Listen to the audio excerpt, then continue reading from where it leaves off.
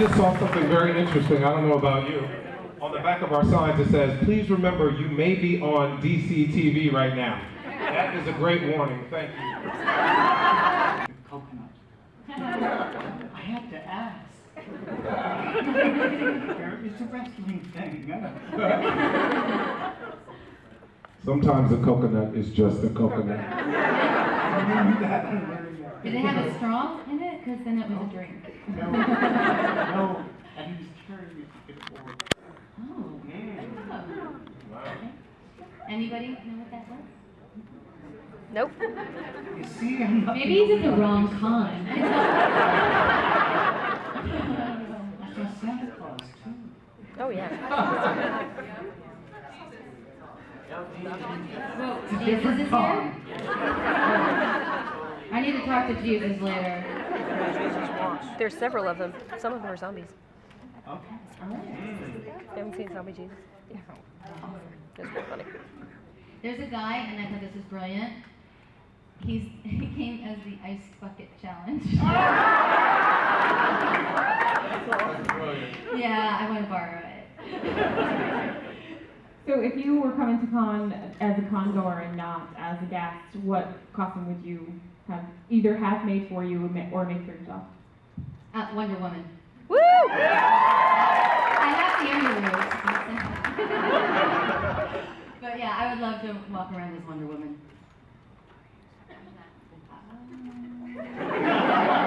I don't know. Bunny! I seem to remember. Oh, buddy. Yeah. Tinkerbell with that haircut? Too Tinkerbell. I think maybe something like Aquaman. There you go. But I know I'm a chick, and that doesn't make any sense. So that No, would be totally. fun. No, absolutely. There's no gender at Dragon Con. I'm sorry. I don't know what I was thinking. I like those characters. I love Flash Gordon. No, Ripley. That's who I mean. Yeah. That's the best. She's the best. Yeah. I got no idea. I would probably dress up as the most popular person I know, which would be Joss Whedon. Gosh, I'd probably come dressed up as Luke Skywalker because when we were kids and we played Star Wars, they never let me be Luke. I always had to be Lando.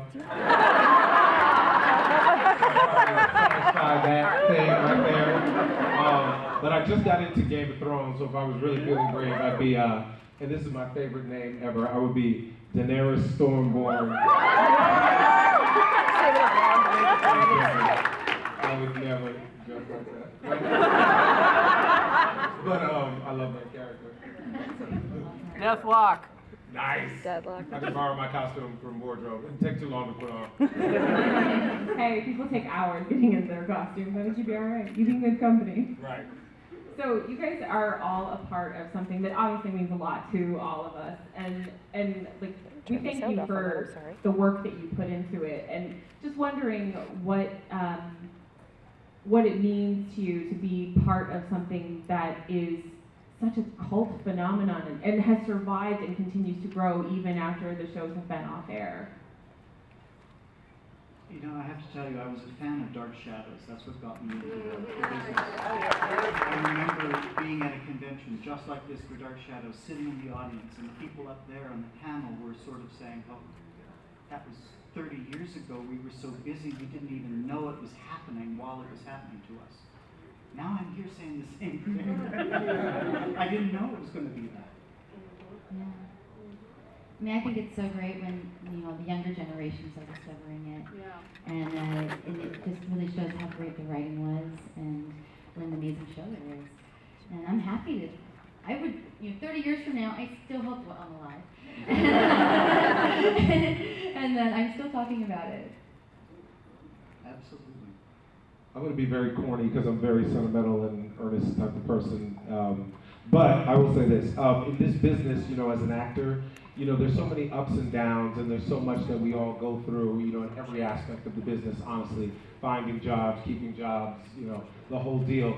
So I've never really understood what success meant in this business, but I will tell you, I never feel more successful than when a family comes to my table at one of these and says, we know you from Angel, but the kids know you from Agents of S.H.I.E.L.D. That's when I feel like I've really accomplished something. So.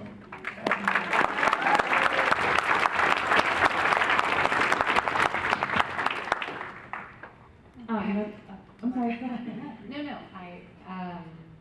I feel like I attract cult projects in general. No matter what I seem to do, they all end up being very fanatical based, and I'm also on the other end of that, because I am come on. You're in that cult? X-Files and Star Trek, come on. Yeah. I mean, they're my happy places. I alternate between, of course, I'm Battlestar Galactica. But I can't binge watch that over and over again because it makes me so sad. Yes. I feel like I'm just messed up for a week every time I watch that whole show. But it's nice being on both sides. When I was growing up, I was always a big fan of these shows, and then I'm a part of shows that people are so fanatical about. And it's weird to be at the same time. I'm still part of them, and I'm still the fan. It's a nice little marriage. I'll tell you one thing that was interesting was watching the internet grow with us. And at that point, it was the first time ever that I realized actors and crew members could interact with the fans through the internet with a coded thing. People knew it was really you they were talking to. Yeah. That changed the game. That was amazing. And you were a verified Twitter before verified Twitters existed. True. That bronze board was really That helpful. was exactly what I was going to say, because back in that day, if you wanted to know what people were thinking about the episode that just aired, you had to go to the bronze board because there was no Twitter at that point. Now, if you want to, see people say mean things about you, you just go to your own. So much easier. Thank God for technology. People can hate on you immediately. Right. So this one is actually for Todd. So I don't know if all of you are aware of the amazing work that Todd did on Buffy. We have 2 makeup panels with him later this weekend, but oh my God. Definitely.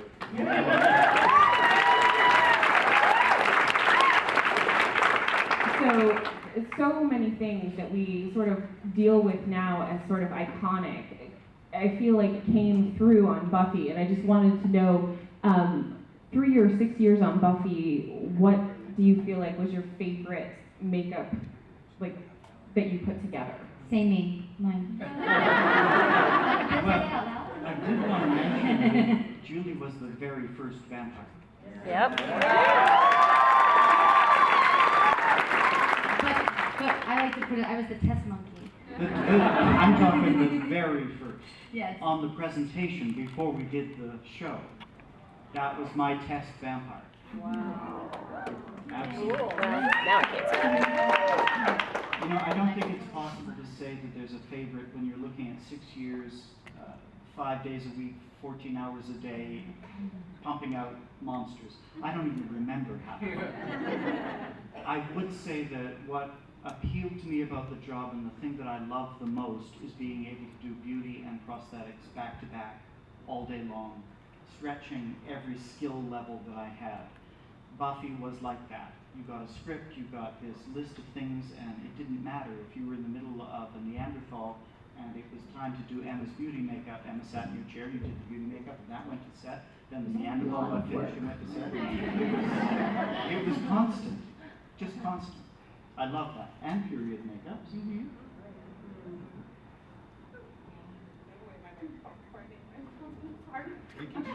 Sorry, we're going to take questions from the audience. If you would like to ask any of them questions, Karen is right in front of this pillar right here, so you can ask your questions of the whole team here. Okay. So if you want to line up right now, we're going to just take questions from you guys. Yeah, and if you can line up around this way so that we don't block this whole side here, that would be sweet. Okay. I'm so excited to see you guys. I am so thrilled. I have not seen you guys in, I mean, wow. And I'm so glad. I just watched my first Defiance last night. Your first? My first. Yes. Because you were on it, and you're the one who, at Dragon Con, when you were here, they asked you about Dexter. And I had never seen Dexter. So you're the one who drew me to Dexter. Awesome. And you guys just have no idea. I mean, I know that you love Joss Whedon, and I think there are generations yet to discover how. I'm not, fine, I'll teach you. I'm not a social media czar. I'm a social media czar. Hi. So I'm a grad student right now, and I just read 100 pages of British literature, and it was awful. So my question is, what do you do when you're reading literature that is just beyond boring and terrible, and how do you make it interesting? And do you have any advice for me on how to get through British literature? I read a lot, and if it's bad, I put it down and I That's what I read was something gonna else. Put it down. You can Google all that stuff, by the way. You can find out plotline stories. You don't have to actually read it if it's that bad. I'm not encouraging that, though. But it's cool. It's an education. What do you mean if you have to read it? I got nothing for you. That's so tough, like Beowulf or something like that. Beowulf rocks. Oh, it does? I put it down. Try again. Okay, I like Oh, you know what? I would try. Get a really hot British guy or a British girl to read it to you.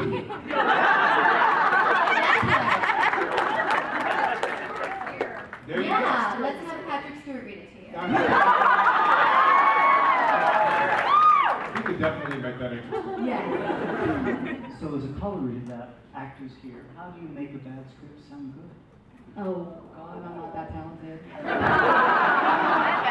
I mean, I've been lucky. I've gotten a lot of good scripts, but when it's a bad script, I'm bad. I mean, anybody see Locust, the Eighth Plague? Like, oh my God, horrible and bad acting for me, and it's just bad. You could not be bad. Oh no, I was shooting at bugs with a handgun. And I think I was rolling my eyes at the same time. It makes absolutely no sense. Yeah, no, I'm not that talented to make a bad script good. I think I just think about my house. Or the trip that I will be taking when it's over. There's really not a whole lot you can do with bad words. It really isn't. I mean, it's just crap, it's crap. I just don't know if it doesn't kill your career. I mean, before I really had a pot to piss in, I was turning down auditions. I mean, my manager thought I was crazy because I'm not going in for this. This is ridiculous. I can't do this. But now that I think about it, ironically, that happens to me on a lot of things, and sometimes sometimes it's my way of, like, okay, I'm sorry, I'm on many tangents, but like Nicole Kidman, like, quits every movie that she does the day before filming, apparently, and I think I have a little bit of that neurosis going on, too. I think so too. Yeah, I think so, too. So, okay, I'm learning about myself, never mind, I'm gonna...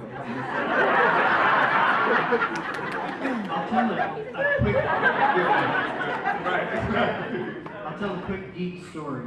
The script for Buffy the Vampire Slayer, the presentation, not a pilot, it's a presentation halfway, was amazing. And as we were filming it, there was the first AD and the DP and the script supervisor who said, "This is unreadable, it'll never be sold. We don't care." The DP, he would walk out and have lunch. He'd sort of, "I'll put some lights over there and walk away. This will never get made."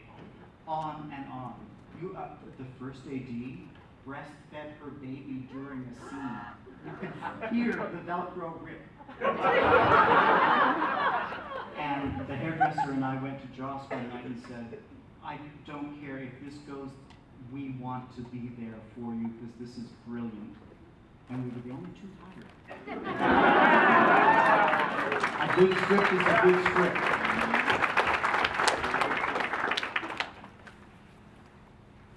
First off, I just want to thank you all for coming here today. It's great to see you. My question is for Julie. You had a really long run as Darla, and your final appearance was appearing to Connor as he's about to sacrifice this woman, and this is after you sacrificed yourself. So I was wondering how the writers pitched that scene to you, and if that was supposed to be our understanding that Darla had actually achieved peace. Yeah, wow, peace. It doesn't take much to pitch me, to go back on the show. It didn't take much. And they basically just had to say, like, hey, do you think you could do, and I'd say, yeah. Sure. So I was excited to go back and see everyone. I think that in many ways, Darla did achieve a certain amount of peace. I mean, she made the decision to take her own life and save her child. So I do think that she achieved that.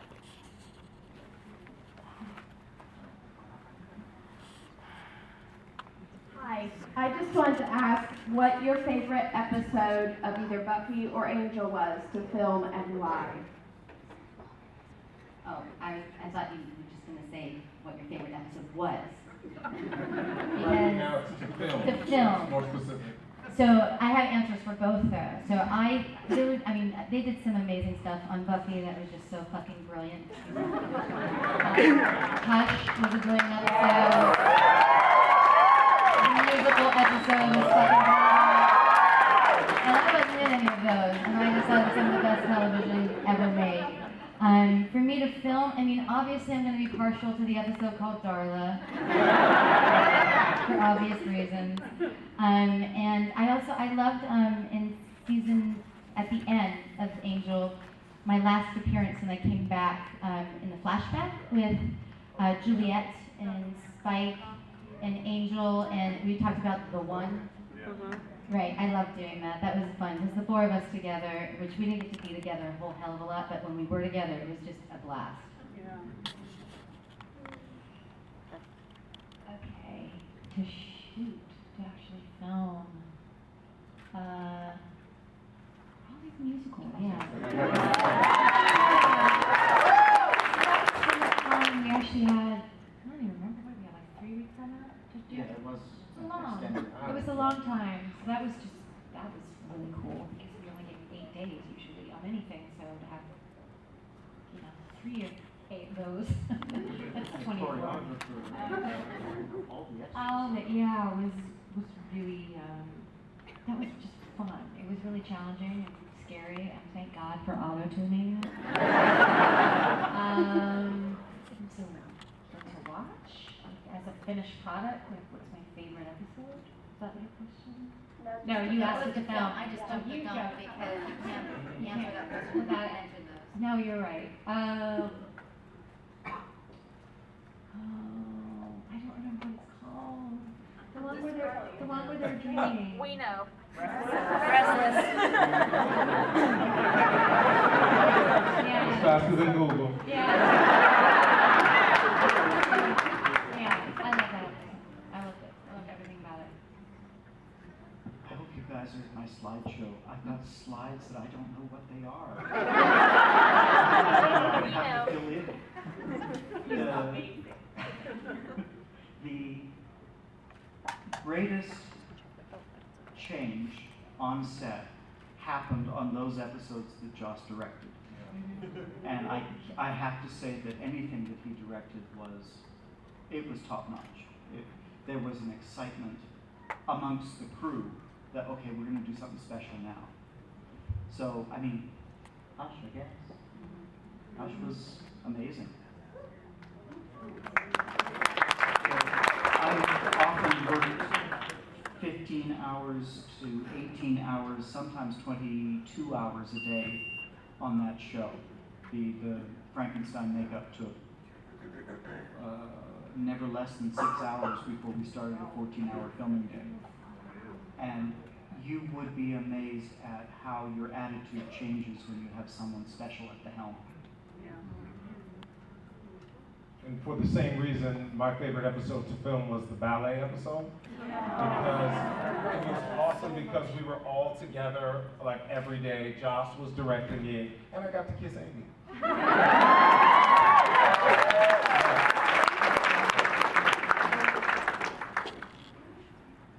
She's not here yet. She'll be here though. My question is, what has been your favorite moment that has come about because of the role you've played out?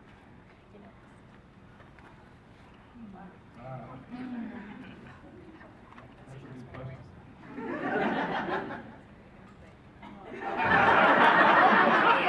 Right. Okay, repeat the question one more time. What has been your favorite moment, like outside of filming, that has happened because of some of the roles that you've played?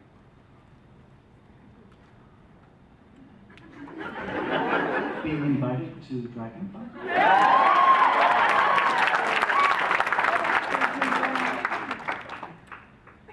And you have to pick just one? I mean, I have like, I don't know, 327 that just flashed in my head.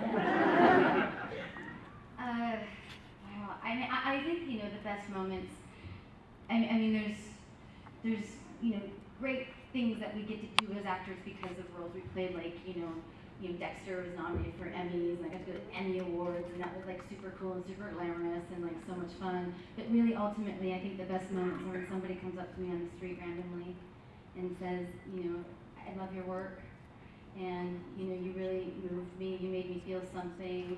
You changed the way I looked at the world, or you took me away from the pain I was feeling for, you know, an hour. And I think that's, to me, the most important moments. Is those little moments. Yeah. I would say, yeah. I can't, yeah. What she said, because it does, it's always very, and what is with being, like, really recognized, though? Really recognized when you look your worst. You know, it's like, oh, I'm so tired.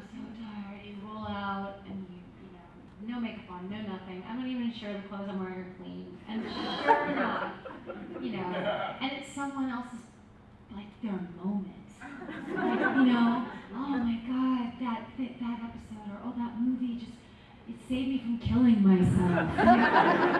It's better than this. I'm so sorry. And that's humbling.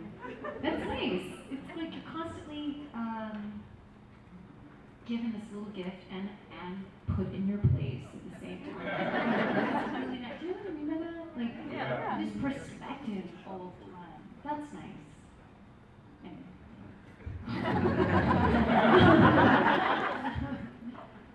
Well, you just talked about the, you know, being put in your place and something great happening at the same time. Just to talk about that a little bit, because you just triggered a memory. I was at a poker table the other night, and the dealer goes, "You look like a TV star." I was like, "Oh, cool." And he goes, "I know, Heroes."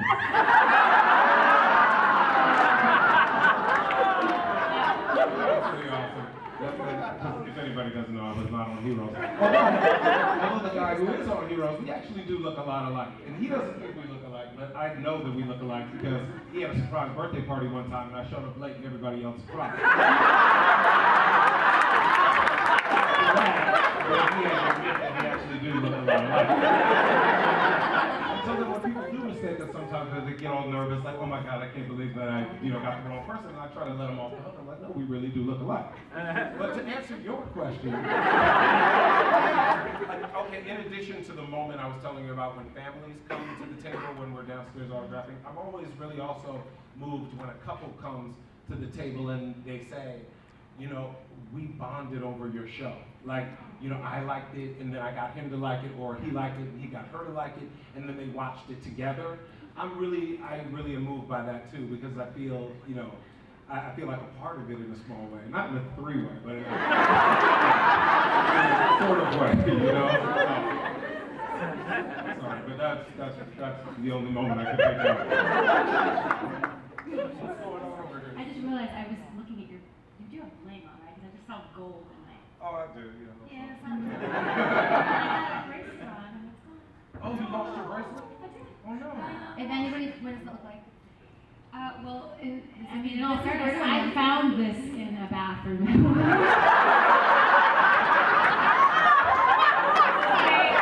But in my defense, I waited the whole way to see if it was still there, and it was, and so I took it. Now let's pay back. It's cold. No, what's awesome about it is it was very spiritual, religious wedding, and it included there's like a cross on it. So it's my Christian bracelet is so disgusted with having to have been on my dishonest arm. It's finally stopped. But if you find it, please give it back to me. Do the Christian thing and give it back to her. I do have a piece of bling in my own that I wore today that I don't know if Buffy fans will recognize. Can anyone see it? I don't know what it's called. It's the ring that, over here. It's the ring that allows Angel to walk in the sunlight. It's the real one. How'd you get that? How did you stole that one off the set? The props department gave it to me. I didn't steal it. Okay, like I said, I waited the whole and it was still there. And that's 5 hours. If surely you know your bracelet's missing in 5 hours. I'm just trying to misdirect for you. I know. Anyway. Hi. I'm just such a fan. You guys are all amazing. This is specifically for Emma. So I personally don't think bunnies are very cute. And I just want to know if there's actually an animal that you're afraid of. Oh, sharks. Yeah, no, I don't go in the ocean. Yeah. I'll put, that's a lie. I have gone in the ocean, but I don't enjoy it, and I actually got fired off a movie because I couldn't go in the water. They wouldn't insure me. Yeah, I don't like, okay, again though, they're supposed to shoot in a tank, with that big Titanic water tank, and then something happened with the tank, and I had already said that I can't, I'll have fun. And they did, and I had a near panic attack. The guy's like, you're gonna kill her, get her out of the water, please. And I was just convinced that there were sharks everywhere. It's the thing. Although I love them. I love watching them. I love Shark Week. I love learning about them. I think they're magical creatures. I'm absolutely terrified of them. Beyond terrified. Which is how I know I'll get eaten by one if I ever actually go in. It'll find me. Probably not in Atlanta though. No. Sharknado. Sharknado, I'm sorry. Awesome. So bad. So great. But yeah, there's a long-winded answer. Sharks. My question is for Todd. Monsters just never seem to repeat themselves every time they came out with a new monster and they they stayed fresh, they always looked different, and just what were the challenges in just keeping them rolling and keeping them, at least to us, looking new and different? Well, it's very difficult. TV is a difficult medium because you get actors 2 days before they work. So optic nerve, and I have to preface this, I am a department head makeup artist. That means that I'm on set and I do beauty makeup and I do the prosthetic painting and application. But there was a lab and they built the prosthetics. So optic nerve, John Bullich's optic nerve, would drop the box of monster parts on my doorstep at 3 o'clock in the morning as I was getting up to go to work.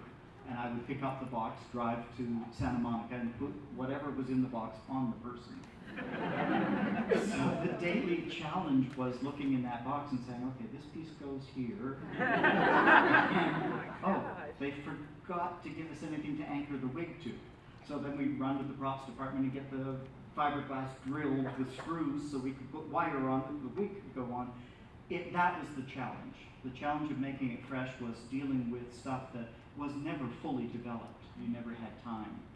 The sculptors at Optic Nerve were brilliant.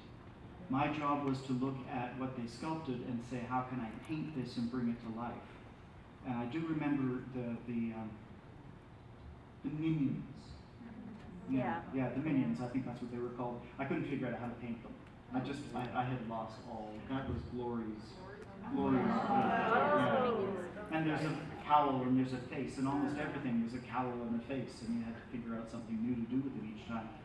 I couldn't figure it out, so I went wandering around one of the stages we weren't filming on, trying to look for inspiration, and I found a rolled up old carpet in the back, and kicked it over, and it had mold growing on it. That's it! And that's, if you look at them, they look like they've got mold growing on their face. I hope that answers the question.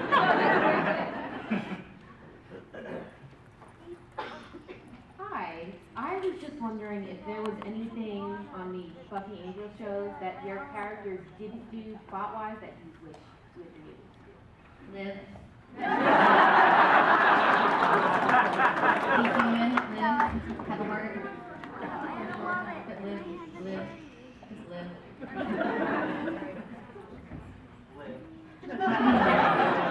No, and I asked to be killed off.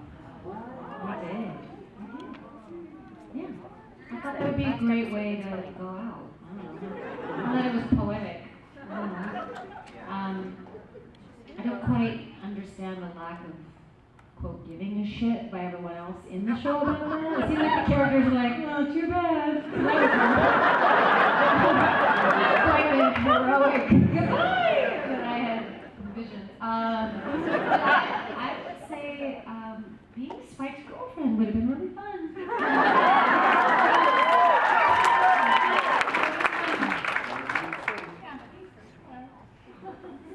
Well, I always thought that Gunn and Lorne should go out on a mission together. I thought that would have been hilarious, but it would have also been fun for me privately because Andy was the most funny person I've ever known. And to work with him closely would have just been a laugh a minute. So that's one thing that I would have wanted to do. Hey, it's such an honor to be here with you guys. My question is for Julie and Emma. How did Joss tell you that you were going to die, and how did you react when you heard it? I already knew. I had the inside track on that one. I didn't know how. Yeah. Thank you. Yeah, I didn't know quite how that was going to be executed, but it didn't disappoint. What? Yes. Yes, I was. So I was geared up. I was ready. It was awesome. I'm sorry, I know it was really sad. What? What? It was the last episode, so. It's true. Yeah. Anyway, it was my fault. Darla was always meant to die. She was meant to die in the pilot. Vampire Girl #1, I think.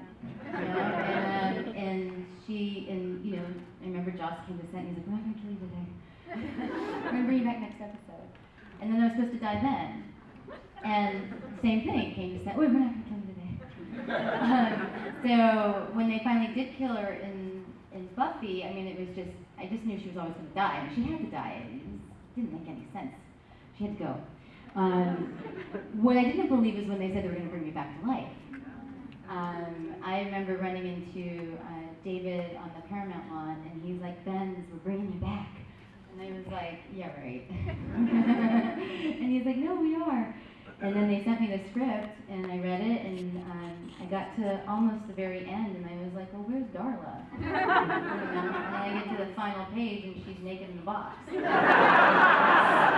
But, you know, she was never meant to stick around. She was always meant to die. But every time they killed me, I will tell you, I took it really hard, and like I'd get really upset and emotional, and I'd say goodbye to the crew and the cast, and I'd hug everybody, and they'd give me flowers, but then everybody'd be like, oh, you'll be back next week. And it was true, but I would, like, every time I'm like, no, this time is it, like, you know, I poofed. And I'm like, you'll be back. So, and I always thought, you know, she was always meant to die. Hi, first I wanted to introduce my son, who's Charles Alexander. I've actually met Jay August before. After Charles Gunn and Alexander Harris. And Patty had a girl, Emma Anya. But, say hi.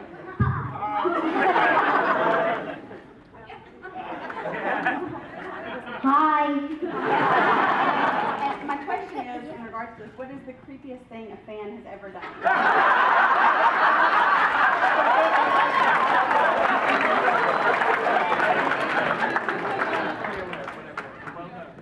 Can't tell that story. Charles present. Okay, so, jeez. I mean, that story just trumps all stories, so it's hard to find the second story. So he probably won't follow it, so you can...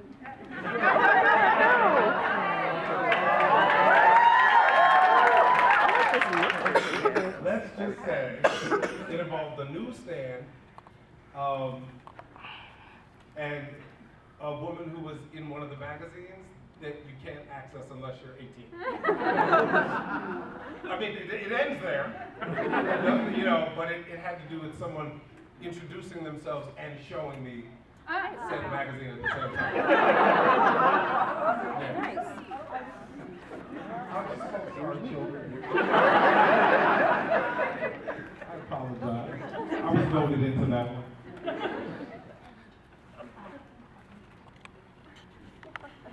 Hi.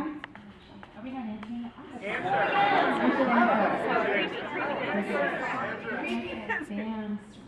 I'm pretty sure this woman in London, well, I mean, I don't believe in them, but I mean, she did, and she meant it, and she was like, curse you. And I was just like so taken aback by that, and all because I was leaving, and she wanted to buy me a drink, and I'm like, I just paid. I'm like, you know, thank you, I'm leaving. Turned. Aggressively, and just like the eyes pointing, and I'm like, oh my God. I'm so glad I didn't let you buy me a drink. Terrifying. God. What? She was a Benz. We're not as bad as she. Do you have your magic bracelet protecting you? No, just myself. Just my badass aura. Oh, you mean the bracelet that I had just now? No, this is recent, which is the one I didn't steal? Yeah. Found. I haven't had that many creepy fans. No, I haven't. I sometimes wish I had. But I haven't. I think the creepiest thing was I was at a con one time and some guy wanted me to sign his underwear and he literally like pulled his pants down and his underwear like was dirty and they had holes in them. Disgusting. I mean, that was it. I mean, you know, that was the only one. It was in London, so you know, you understand the Brits. Yeah. But other than that, I've had very lovely experiences. You know, I left out an important detail about that story. The magazine in question was not a magazine that many would enjoy. It was Just say the name. It was a niche magazine? It was a niche magazine. It's one of those things you might want to know somebody before they show you them doing this particular thing. comfortable to maybe meet someone at the same time you see them. Okay, enough about that. Okay, hi. Be their doctor. That's exactly what I want to follow. Okay, now, Emma, the first character I ever related to on television was Anya. Like, I'd never seen anybody that reminded me of myself and how I was socially at all. And I was just wondering, for all of you guys, what character on Buffy or Angel or really any Joss Whedon thing gave you the most insight into yourself? Yeah. What character on a Joss Whedon related project gave you the most insight into yourself? So it doesn't, obviously not your character. Unless it was. Okay. Just clarify. For all of you. Okay. Why do you always look at me to go first? I do that. I'm so sorry. Oh, I mean, I'm gonna say Darla. I mean, only because I mean, at the time, you know, I was fresh out of college, and I felt like every day on set that I got to be on the Buffy Angel set was like being in graduate school, and I learned so much about acting. I learned more about acting working on that show than I did at my fancy pants, you know, NYU, very expensive acting school that I went to. And so I really just felt I learned so much about my craft and about me in the craft and my approach and other people's approaches, and just, you know, every day was a challenge. I mean, I'd get a phone call saying, we're gonna have you sing next week. Or you're gonna ride a horse through fire. Or we're gonna bury you alive. And so I got to face a lot of my fears. All three of those. Yeah, it was an amazing experience for me. So Darla really gave me a lot of insight into myself.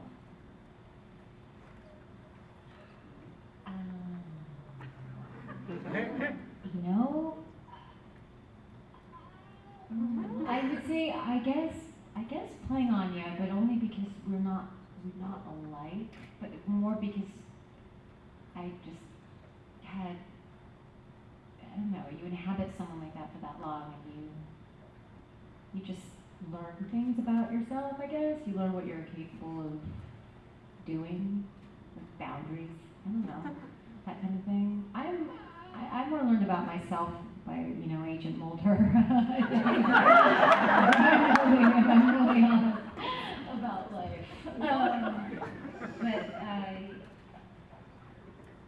Yeah. I always love Giles too. Yeah. Expert was such a wonderful character. Very loyal, willing to just, I don't know, have faith in that. I don't know. Anyway, that doesn't make any sense. But I think it's a very different thing for an actor who actually inhabits a role and has to create the differences between who they are and who the role is, and find the pieces of themselves that fit the role, and then stretch to the pieces that don't fit the role. That's not something a crew member ever does. From my point of view, my job is to help the actors and the directors create their role. And in some cases, the makeup does that. Sometimes the makeup is a major part of that. I would say that working with James Marsters was one of the most interesting experiences for an actor who actually integrated the makeup and felt that he didn't really need to act because the makeup did it for him. That was a really great compliment. So in answer to your question, what I learned most about myself is what I see the actors going through in learning about themselves and their characters.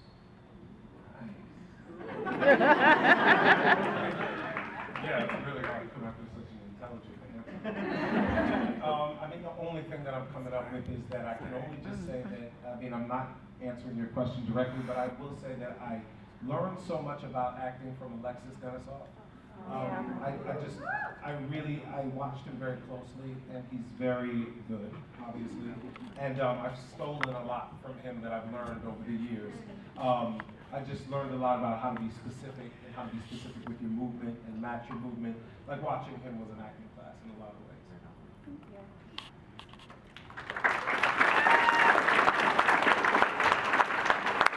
Thank you so much for coming to Atlanta.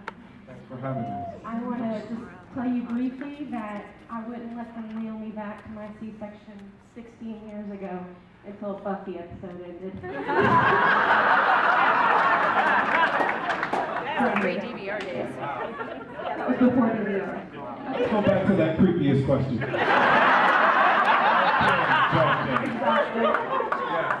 Okay, so my question is, can you describe the moment when you knew your involvement with this project, be it Angel or Buffy, was just magical, when you knew that it was something much bigger than yourself? I'm gonna start. See, I was gonna power out to look at you. Now I just have to start because you like kind of, it's like that, what's that Pavlov? Like, yeah, now I have to start.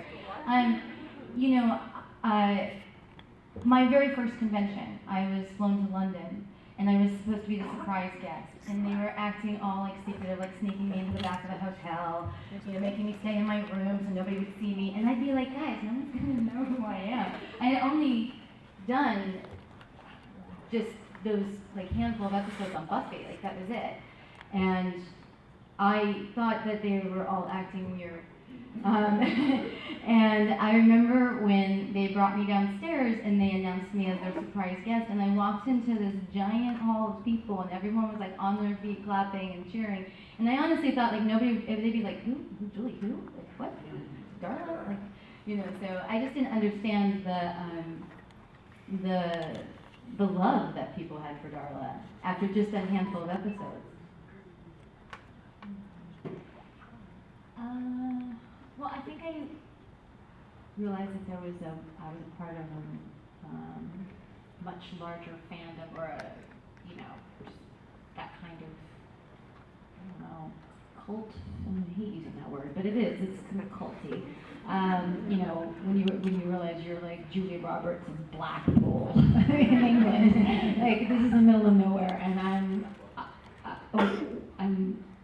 like suddenly the most ridiculous, famous person. Like I'm not at all. Like I am not at all. But in there I was. And I thought, okay. And that was really early on. I was like her. Like I don't understand what's going on. With the legs, sort of, how it continues to expand instead of contract in terms of its popularity. I never, ever in a million years thought that was going to be essentially a Star Trek. I had no idea that that's what this show, or any of, I was never on any of the other ones, but at least with Buffy, no, I had no clue at all, but I do now.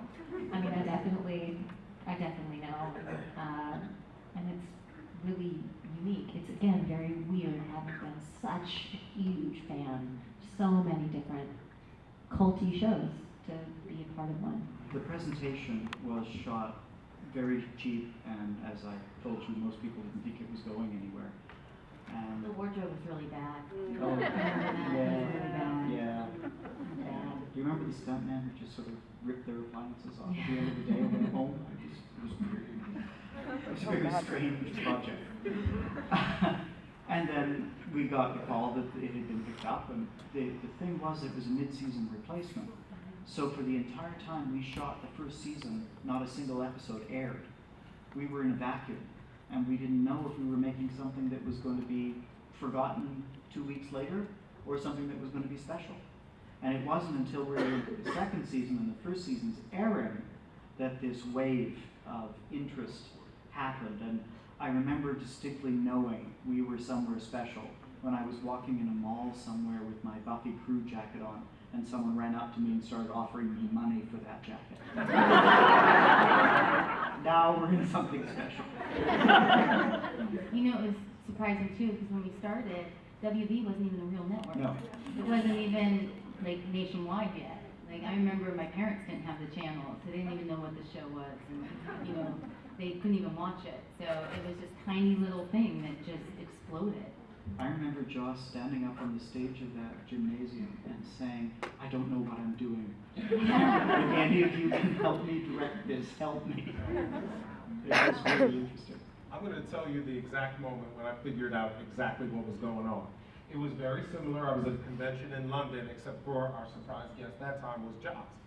Oh my So God. we were all in London chilling, we were having a Oh my great God. time, everybody was having a good time. So they were now announcing us, the actors, coming on stage, and one by one, we're going on stage and getting a really great response. And they say, and we have a very special guest, Joss Whedon, and the room goes insane. And he comes and stands next to me, and I go, "Oh, you're the star of the show." That's when I knew what I was doing.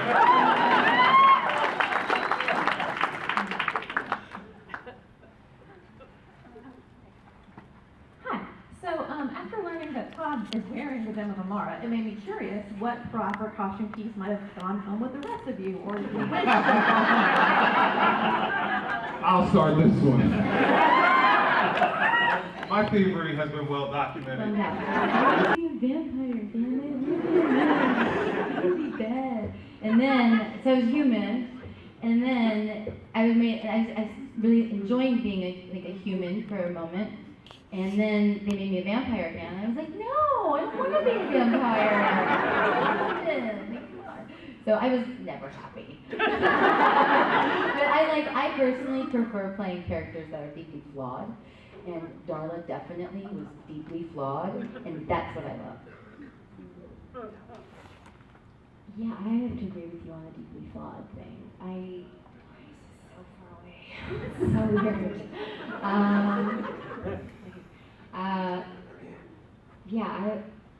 The more sort of screwed up, the better. And I did not like, as much as I appreciate Todd's handiwork, I was never a fan of all that crap. We were just reliving my neck issues, and I'd forgotten that I was always even talking about it, I started to get like this. I was very uncomfortable in that makeup, so actually I think probably my favorite time is sort of trying to be bad while looking human. That was interesting. She's such a complicated character, so she was always kind of everything at once, and there was sort of confusion all the time. Yeah.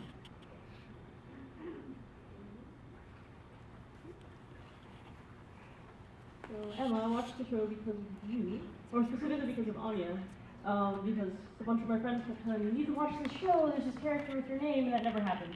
So, and the thing that I wound up loving about Anya was her blunt, awkward moments where she was really funny unintentionally. Yeah. And so I was wondering, for all of you, what lines or moments on the show were the most enjoyable for you to perform, and what moments were the most difficult?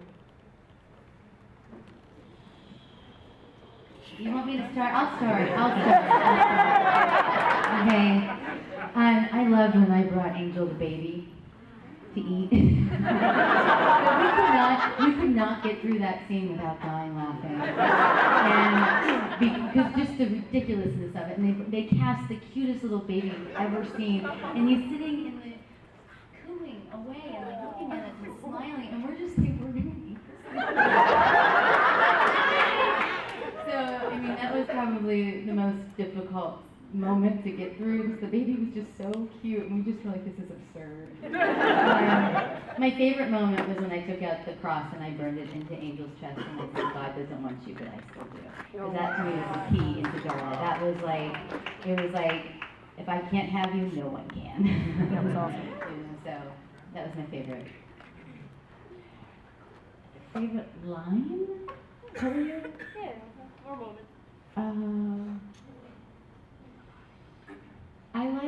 I liked when Anya asked that, what if I'm nobody? That was really kind of the heart of all of that. That was her, really.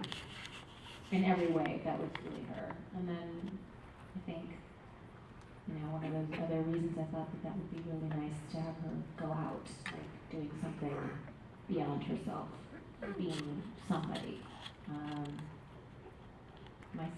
In my twisted mind, you're somebody, kill yourself. Not kill yourself, like, oh, whatever. And favorite line, I don't actually remember any of the lines specifically, but there was something about trading kids in for cash that I thought was really I like that quite a bit. Yeah. Life, like, can I trade Yeah. children for more money? Someone I'm sure knows the exact I just watched line. Probably that all of episode. you. What? Who's playing life? Yes. Yes. What did I say? Can I trade these children in for more money? It was cash. Wasn't it cash? Can I trade the children in for more cash? There we go. Yeah. That one. Both those things. You know, Joss was such a great writer that we couldn't wait for the scripts to come. Those of us in the crew, we would sit there and hoard them because we weren't supposed to show the actors the scripts when we got them. We'd go through and we'd start laughing. And they would always find us because we'd be in the corner with a white script laughing. Yeah, you didn't hide very well. I have to let you know that. I do remember, though, thinking when I won my Emmy for Buffy that I had to say something. And I stole Cordelia's line in the bar where she says, I have to call everyone I ever met right now.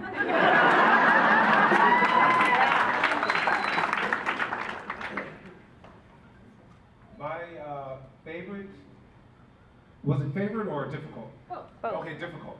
Well, difficult and rewarding and triumphant for me was doing the scene with myself in the white room. Not because I was playing two characters, but because Joss was also directing that episode.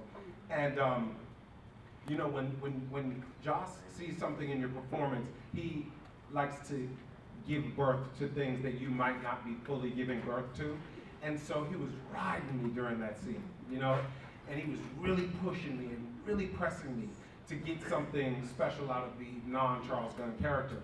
And when we found it, I knew we found it, and he leapt 10 feet out of his chair and was so excited, and that was probably my most triumphant moment, if you will. So I really enjoyed that. So I think we're about to get wrapped up. So we have a giveaway, right? There's this book that was written by Amy Pascal. It's called Joss Whedon, the biography. I want it. Excellent. Yeah, here it's very excellent. I haven't had a chance to read it myself yet. Actually, I'm not going to give it away. I'm joking. So I want to give this out to somebody, and I'm going to just do a really random and quick contest. And if you know the answer, shout it out very quickly, and let's all be fair. Whoever says it first. What is the name of the final episode of Angel? Not Fate of the Year. Okay, I heard a female voice over here. Not Fate of the Year. Here you go. And she dressed as a Buffy bot right now.